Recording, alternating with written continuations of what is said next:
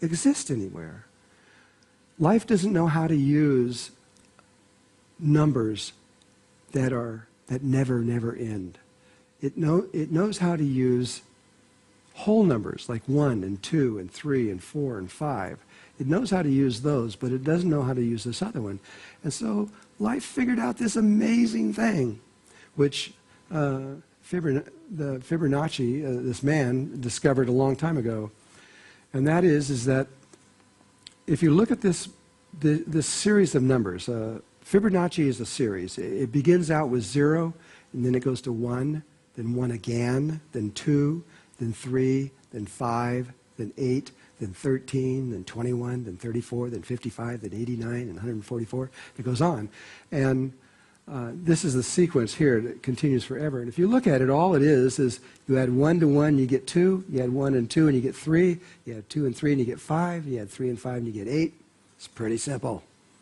You just add the last number to the middle number, and you get the next number. But if you divide these numbers, if you divide 1 into 1, you get 1, and this number is under this golden mean proportion.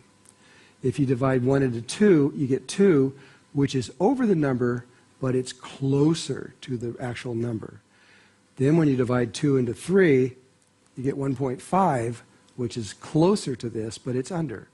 And then when you divide 3 into 5, you get 1.666667, which is over. And if you watch this, it goes under, then over, then under, then over, then under, and over. And the number keeps getting closer and closer and closer to the golden mean.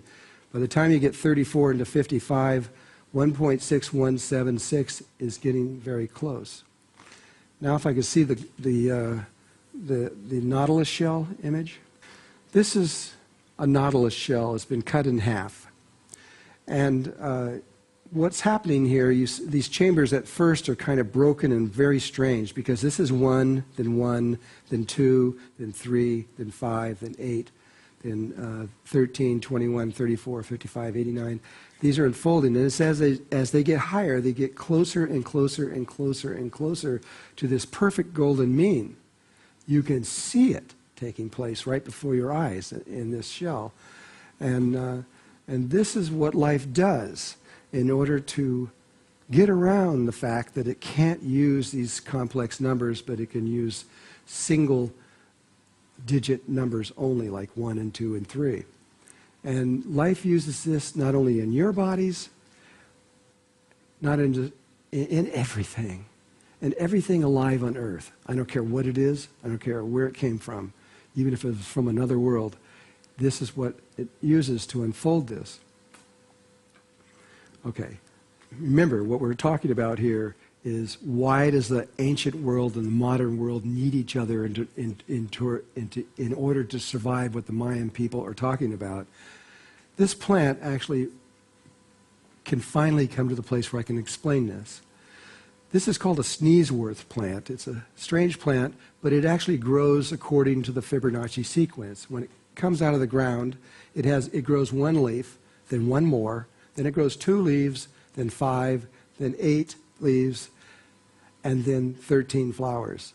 The Fibonacci sequence is obvious.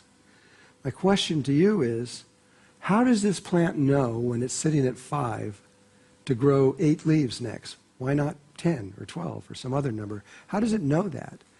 The way it knows that is because the plant looks back at its past, which is 3, and it knows that when it adds its past to its present, it knows where the future is. It knows exactly that the number is 8. And this is the situation that humanity is in right now. It's like we are, the modern world is like 5 right now, and it doesn't know where it's going. It's completely disconnected from its past. And when it reconnects with its past, which is what's about to happen on Earth, when it does reconnect with its past, it then remembers the ancient world. And when it adds the ancient world to the modern world, it knows exactly where it's supposed to go. We have to know where our consciousness is going to expand to. And we can't know that without the ancient world. It's essential. It's not an option. We have to. And the ancient world is completely prepared. They're ready. They know they need us. but we just don't know we need them.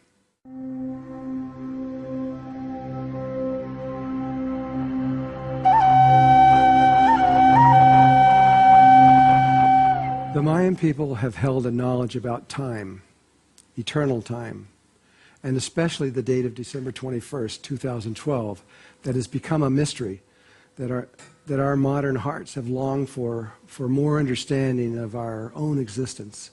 We know this date is important, but most of us don't know what it truly means.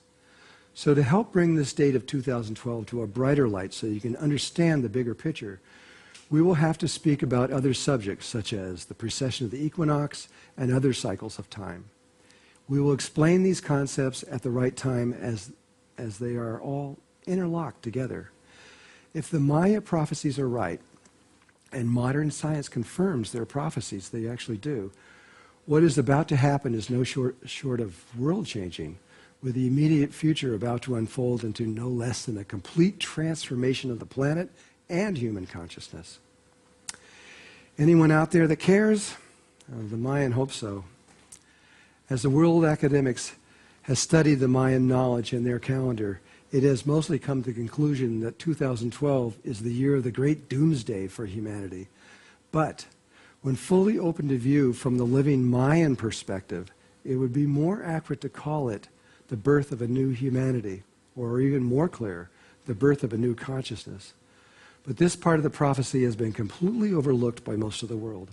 And rather than writing a sequel to The Serpent of Light, this internet program is my way of getting this information out there as soon as possible. A book takes many months to write, then another 9 to 12 months to have it published, and then yet another year to a year and a half to get it out into the world's languages. It's way too slow. This reaches you now. Though who knows? I may write a sequel anyway.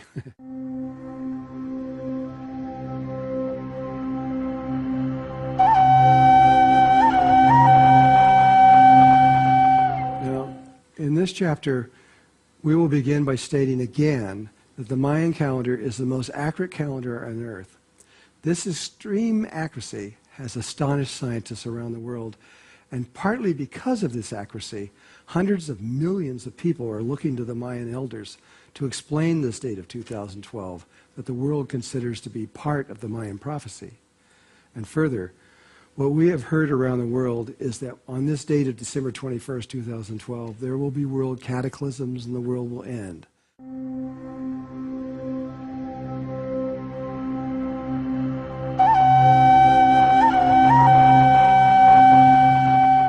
Just so you understand the source of what I'm about to say, I will quickly explain the National Mayan Council of Elders of Guatemala and who they are. There are 440 tribes living in Mexico, Belize, Honduras, and Guatemala, and each of these tribes has one elected elder for that tribe. These 440 elders make up the Mayan Council of Elders centered in Guatemala. Then this council elects one member of the council to preside over the whole council and the Mayan nation, and this is Don Alejandro Cerrillo. He is a 13th generation Mayan shaman. Don Alejandro knows more about the Mayan people and culture than probably anyone on Earth.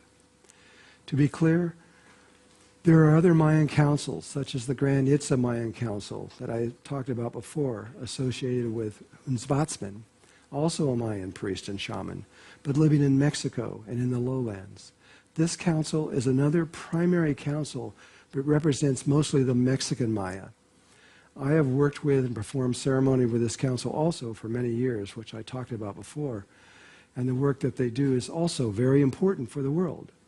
And then there are smaller councils that are located all around in Belize and Honduras and other places that are mostly regional and meet